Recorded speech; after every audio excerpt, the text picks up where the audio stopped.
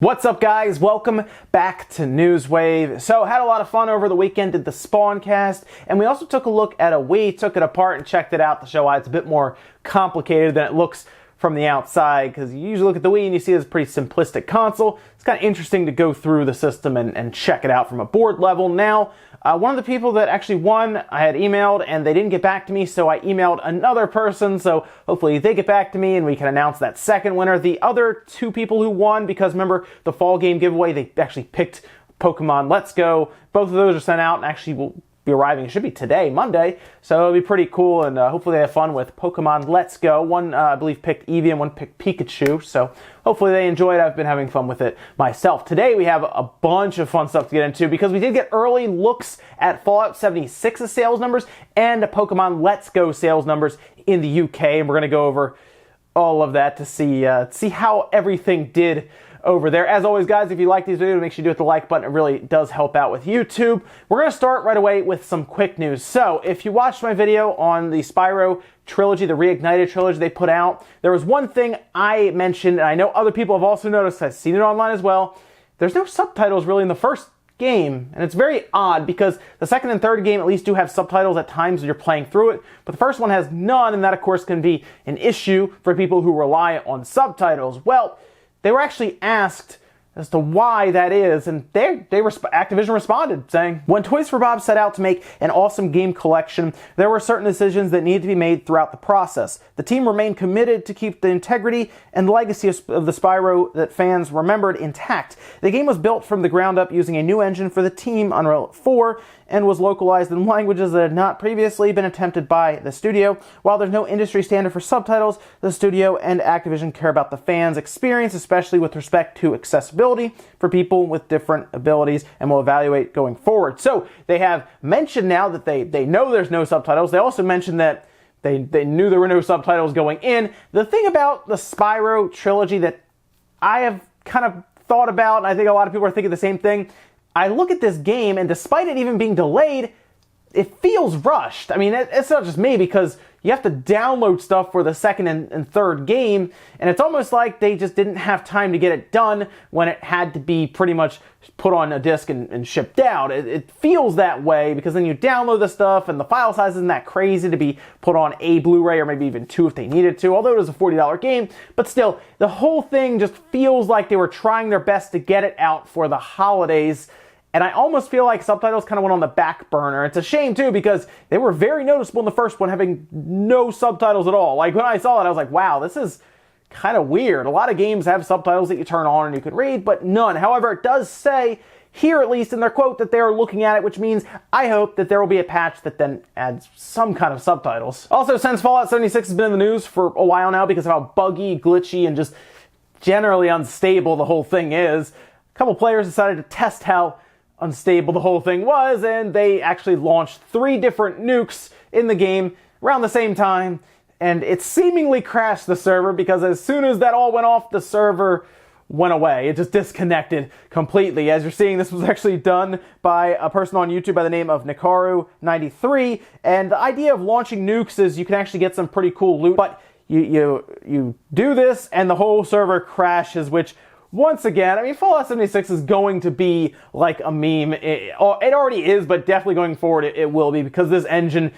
had no business going online in its current form. It's not good, but it seems like, of course, when you release it to the public, they're going to do anything and everything to test it and push the envelope. They did that here, and the server seemingly couldn't handle it, which is very, very interesting to see. That is, of course, down in the sources if you want to go watch the video for yourself. Also, Dragon Marked for Death has been delayed. It was originally coming out in December. It's now been pushed to January 31st, which actually sounded kind of like I don't know, this is like one of those placeholder dates. Apparently January 31st one's coming out, and the reason they're doing this is because they are expecting physical copies to come out, and they don't want there to be a large gap between when the digital one comes out and the physical one. I'm hoping that means that the physical copy is within weeks of the digital copy releasing, and apparently there's going to be 2 different versions at $14.99. So you're going to want to look into this to see, because it seems like there's a lot more in terms of details here than I originally thought, but yeah, we're going to have to wait a bit longer. The game looks pretty cool. It's just, you're going to have to wait till the end of January to pick it up digitally, and then you're going to want to find out, because they have more information to follow for the physical copy, if you actually want to wait for the physical copy. Again, though, I hope that means that it's releasing sometime in February rather than like in like the spring or something, because then why would you have delayed it? All right, guys, some of the quick things out of the way. Let's jump into some of the bigger stuff, and we're going to start with the UK sales charts right away because that gives us our first look at Pokemon Let's Go sales. Again, it launched on Friday, so that Friday and Saturday sales in there. And of course, we're going to find out a little more Media Create time on Wednesday, Thursday. We'll go over it here Thursday, checking all of that out to see like a boost in sales for consoles and of course the games themselves, and sometimes games around the Switch in the Switch family for different games actually are boosted as well, because you know, if somebody buys a Switch and they buy Pokemon Let's Go, they'll buy, you know, Mario Odyssey or Zelda or Splatoon or something. So we should see a pretty large jump for Pokemon Let's Go in the Switch, but possibly smaller jumps for everything around it. Let's take a look at the top 10 right here, and you're going to see at the top, Spyro Reignited Trilogy did come in number 1. Now we're going to talk about what happened here with Let's Go. I do want to talk about that because the divided SKU really does hurt it in its placement. However, when we add them together, they are technically number 1. Red Dead Redemption 2 is at number 2. Actually got knocked off by Spyro there, which is actually pretty interesting to see that. I think everyone in the UK really likes these different nostalgic trilogies that come back. Remember, Crash Bandicoot still exceptionally popular there. Fallout 76 is at number 3.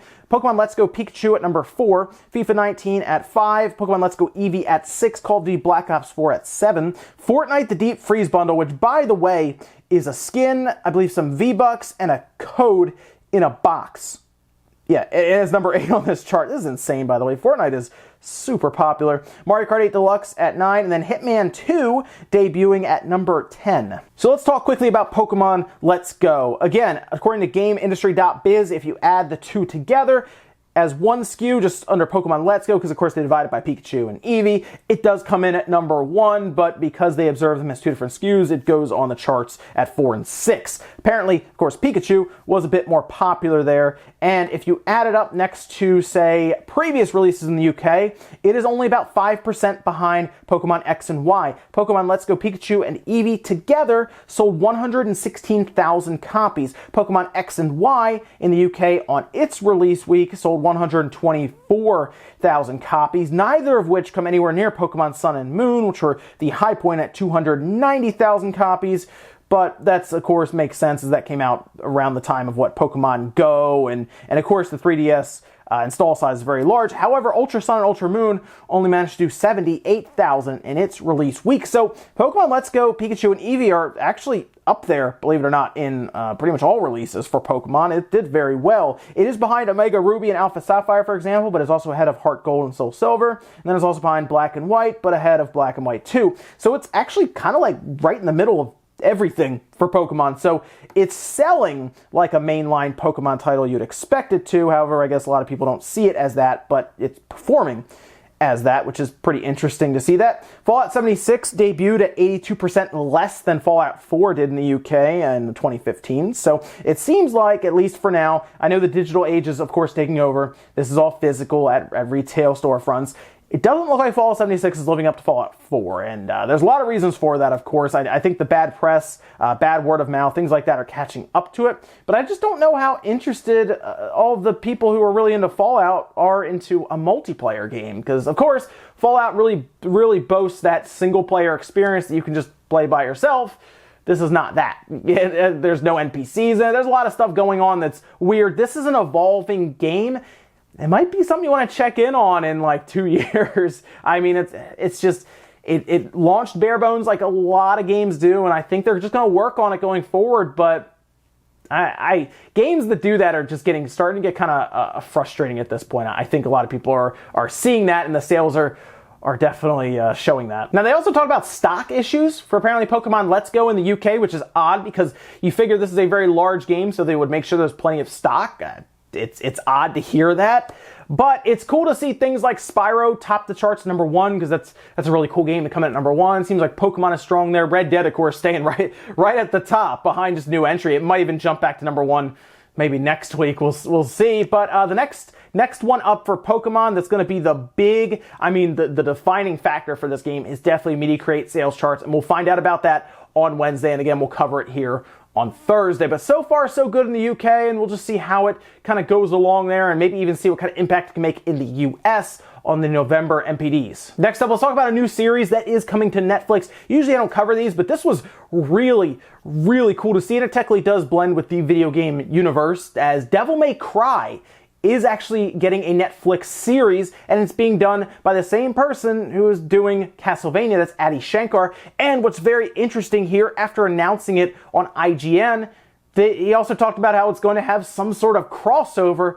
with Castlevania. So Devil May Cry and Castlevania are in some way going to crossover, and Adi Shankar also talks about being a bootleg multiverse, which would be really cool to see some kind of bootleg, I guess, a Netflix universe for, I don't know, what else could they bring over from, like, video games? Because while I do think, of course, Devil May Cry and Castlevania share kind of that mature theme, I wonder what else could show up there in kind of that fantastical, you know, gothic type universe. But Devil May Cry is going to be really, really cool to see here, just kind of merge with Castlevania. It's a crossover I never really thought of, but now I want it. And of course, Castlevania is so good, they already booked a third season, and that's an awesome. By the way, if you haven't watched Castlevania, it is a very good series on Netflix. So that's why I'm really excited to see what they do with Devil May Cry, because I already like the video game IP, and I have a lot of confidence in Adi Shankar taking Devil May Cry and actually making it good, because he's interested in this type of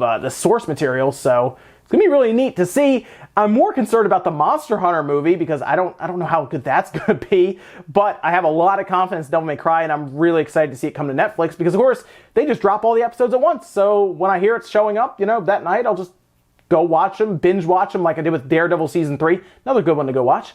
And I'm hoping it's gonna be pretty cool. I just want to see a crossover between like Devil May Cry and Castlevania. How's that gonna work? Next up, let's talk about a piece of news that was all over the internet the other day, and it's kinda a rumor, kinda not. The reason I say it's kinda not is because this has actually been making the rounds for a while now, and this was reported by Thurrott.com, and I don't know if it's even worthy of a rumor wave, because I'm pretty confident this is happening, and that's a discless Xbox One that is supposed to be showing up next spring. Now, the window that it releases makes sense to be in the spring. That could be subject to change, but this isn't the first time I know other people have heard of this project from Microsoft, and it doesn't surprise me in the least. Like, it really doesn't. Their idea of doing physical to digital is kind of interesting. The idea here, though, reported by Thurrott.com, is that Microsoft is going to release a discless Xbox One starting, it's going to be an Xbox One S, we assume, I don't know what they're going to call it, starting in the spring,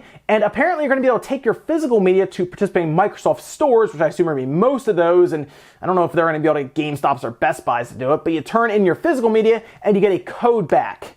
And it's weird, I don't know why you'd give up your physical media for a code, considering your physical media will work every time you pop it into an Xbox, whereas the code, I guess, just links it to your account, but you can do that. And of course, this is them, I think, when it does show up next year, it's going to be them testing the waters, okay? They're not looking to do this anytime soon, because the biggest thing you have to realize is that they take that disk drive out. How do they do backwards compatibility? How do you put your 360 or your Xbox game, original Xbox game, into your Microsoft Xbox One, and then get your game back? How do you do that? That's the problem. Are we getting to the point where you buy the system, it has no disk drive, and you have to buy disk drive separately, similar to what you did with the HD DVD drive back on the 360? Is that what we get to, where if you want backwards compatibility, you got to buy this separately and keep the cost down? And that's what we're assuming is going to happen here, where the supposed price is going to be $200. And if they do that, if it's a $200 discless Xbox One, I think it has to be a 2 terabyte, because of course you're relying on all being digital, despite you having to install a lot of stuff. Then I think about it. However, that I think is one of the biggest things you do. A $200 2 terabyte all digital Xbox One would be kind of interesting. I don't know how well it's going to go over in terms of sales, but Microsoft might also have very low expectations, just to see if people maybe will bite on this Xbox One. Let me know what you think about a 2 terabyte, $200 discless Xbox One Super Slim SS. Yeah, do an Xbox One SS, to call it that, coming possibly in the spring. I'm very curious what your thoughts are on that. And our last bit of news, let's talk about Hi-Res's games. That, of course, includes Smite and Paladins because they are getting a slew of cross-play features. We're talking cross-progression, cross-play, cross-chat. They're doing the whole thing. So voice chat is going to be enabled across all platforms. That's including, of course, the Xbox One, the Switch, the PC, and it's also going to have cross-play between all of those. What's interesting, though, is they also note that it's ready to go for other systems, as they call it, whenever that, I guess, the opportunity arises. We're talking about the PlayStation, obviously, the PlayStation 4, but this is very, very interesting. I like the idea of cross-chat. I think that's great because, of course, that means no Nintendo Switch app for anyone on the Switch, and that also means that if you have a friend on the Xbox or the PC and you have a Switch, maybe you're off somewhere and you have your Switch with you, or you just prefer to play on it, you can chat back and forth. They do that with Fortnite, and it actually works fairly well despite, I think, the Switch's audio quality being kind of low. It sounds weird sometimes, almost like it's kind of echoey or you're in like a big room somewhere, a hall, but it works, and it's a neat feature to have. I like these companies doing that. I hope that Warframe gets to that point eventually. Warframe's allowing you to transfer stuff from PC to Switch early on. But cross-play, cross-progression, cross-chat, great. Paladins and Smite appears to be Hi-Rez's games that are doing it. So if you're already playing Paladins and you want to play with friends, or maybe you just want to take your account across all platforms, you'll be able to do that. Also, the update is scheduled to go live mid to late January 2019 in the update 2.01, so look out for that. And ladies and gentlemen, that's going to do it here for Newswave. If you enjoyed this video, guys, make sure to hit the like button. It does help out. If not, hit the dislike. Leave comments down below about everything we talked about today, whether it is Pokemon Let's Go sales out of the gate or Fallout 76's sales out of the gate. What do you think about those? Pokemon Let's Go doing better than you thought, Fallout 76 doing less than you thought, or maybe better? I don't know. Let me think about that, or the discless Xbox One. Definitely let me think about an all-digital future being possible, and you have to buy a disc drive separately. Anyway, guys, that's going to do it here for me. Make sure you guys do hit the subscribe button as well to stay up to date on gaming news every weekday morning, 8 a.m. Eastern Time. I'll have you guys covered, and I'll see you then.